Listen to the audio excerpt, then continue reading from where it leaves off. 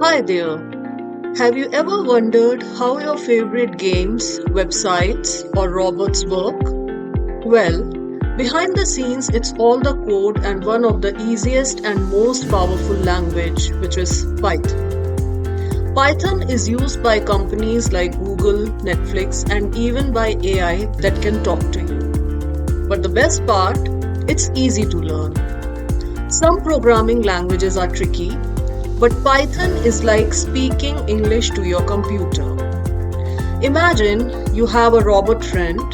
You want it to draw, solve a sum, or play a song. You need to give it instructions, and that's programming. Python helps you give those instructions in a super simple way.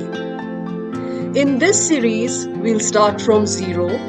You will learn to print your name, do math using Python, ask questions with input, repeat actions with loops, make decision with if-else loops, and even explore AI. Are you ready to become a coder? Let's go.